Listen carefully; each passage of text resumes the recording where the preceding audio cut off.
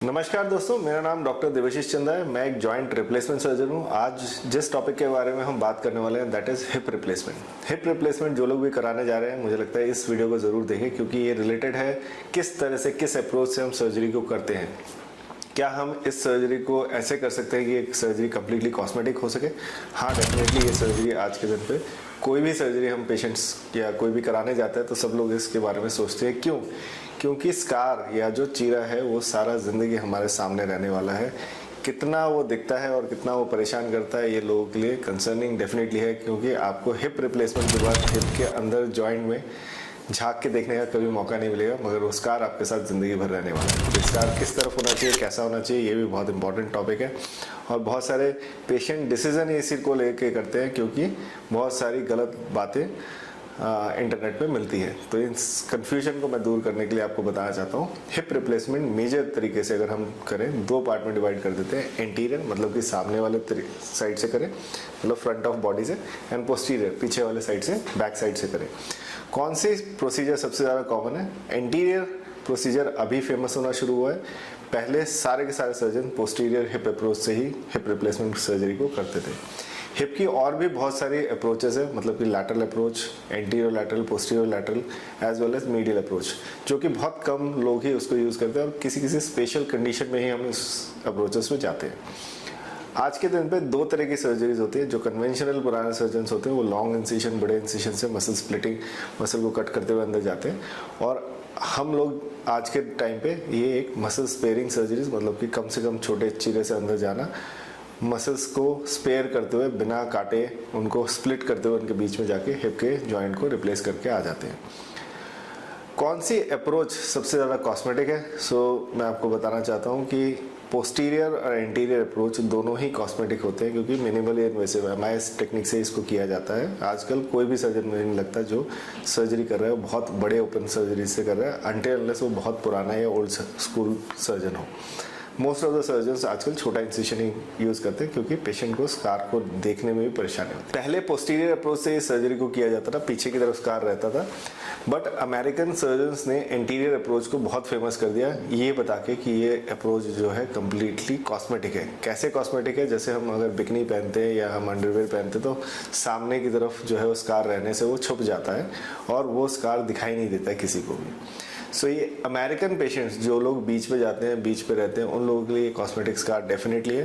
But अगर मैं बात करूं इंडियन पेशेंट्स की, तो इंडियन पेशेंट का साइकोलॉजिकल थॉट कम्प्लीटली डिफरेंट है। मैं इसको समझाने के लिए समझाता हूं। अगर आपकी बॉडी में सामने की तरफ कोई स्कार है तो आप खुद अपने आप को हमेशा देखेंगे, जब भी आप नीचे देखते हैं, अपने थाई को देखते हैं तो आपको स्कार दिखाई देगा। आईने में भी देखेंगे तो आपको थाई के स्कार दिखाई देंगे, जो कि मुझे लगता है बहुत सारे एंटीरियर सर्जरी किए हुए पेशेंट्स का कंसर्न भी है। अब पोस्टीरियर सर्जरी अगर हम करें, पोस्टीरियर अप्रोच से सर्जरी को करें, पीछे की साइड पे रहता है, डेफिनेटली हाँ ये बिकनी अंडरवेयर के बाहर दिखाई देगा, मगर पेशेंट कभी भी उसे खुद सामने नहीं देख पाएगा। जब भी आईने के सामने भी खड़ा होगा तो पीछे के एरिया को नहीं देख सकता है, अनटिल अनलेस वो पीछे एक और मिरर लगा के उसमें उसे देखे। ये बहुत ही डिफिकल्ट वो है कि कौन सा कॉस्मेटिक है। मुझे लगता है कि वो चीज़ कॉस्मेटिक है जो पेशेंट को दिखती ना हो और उसको देख के वो परेशान ना होता हो। तो मुझे लगता है ये बात खुल के पेशेंट के साथ करनी ज़रूरी है, पेशेंट को समझना ज़रूरी है। क्योंकि मेरे पास बहुत सारे ऐसे पेशेंट्स हैं जिन्होंने सर्जरी एंटीरियर अप्रोच ये सोच के कराने के लिए आते हैं कि इसमें स्कार होता ही नहीं है, दिखता ही नहीं है। बट अनफॉर्चुनेटली वो लोग सर्जरी कराने के बाद देखते हैं कि सारा दिन उस स्कार को वो सामने देख पा रहे हैं। और मुझे लगता है कॉस्मेसिस का सबसे इंपॉर्टेंट चीज़ है अपने बॉडी का परसेप्शन मैं कैसा लेता हूँ, ना कि कोई और मुझे परसेप्शन बताता है।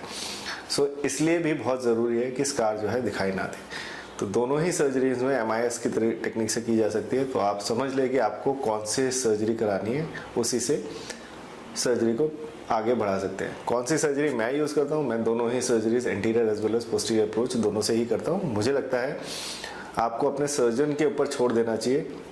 अगर कोई पोस्टीरियर सर्जन है, पोस्टीरियर अप्रोच से सर्जरी करता है तो लाइफ लॉन्ग उसी से करता है, उसी से कंफर्टेबल होगा, तो फोर्स ना करें। डेफिनेटली बहुत सारे पेशेंट आगे कहते हैं नहीं आप एंटीरियर से ही करिए। तो देखिए आपका सर्जन अगर कंफर्टेबल है दोनों अप्रोच से, then definitely he can go for it. And anterior approach के लिए भी आप डॉक्टर को फोर्स ना करें कि कौन से अप्रोच से आपको जाना है। दोनों ही सर्जरीज जो है, दोनों ही अप्रोच टेक्निकली सेफ है, इनमें किसी तरह का कोई कॉम्प्लिकेशन दोनों में नहीं होगा। अगर आपका सर्जन बहुत अच्छा है तो दोनों में ही डिसलोकेशन के चांसेस ऑलमोस्ट इक्वल है, ये स्टडीज़ ने प्रूव कर दिया है। कॉस्मेसिस के लिए आप ये समझे कि कॉस्मेसिस आपको किस तरह का चाहिए कि मेरे बिकनी के अंदर स्कार रह जाए या मैं स्कार को खुद ना देख पाऊँ, तो दोनों ही कॉस्मेटिक प्रोसीजर हो सकते हैं। एक पेशेंट जिसको स्कार बिल्कुल नहीं देखना है वो पोस्टीरियर सर्जरी कराता है, जिसको किसी और को नहीं दिखाना है वो जाता है एंटीरियर अप्रोच के लिए।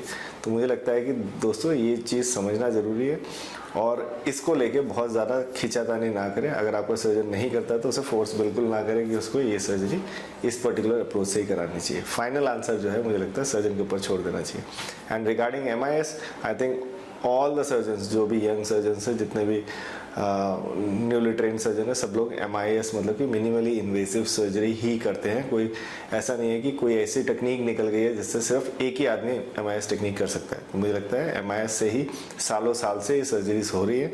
कोई भी नहीं चाहता कि अपने पेशेंट को एक बहुत लार्ज बड़ा सा वुंड बना के दे दे। Thanks for watching this video. अगर आपको इससे रिलेटेड और भी कोई सवाल या कन्फ्यूजन है ज़रूर पूछें।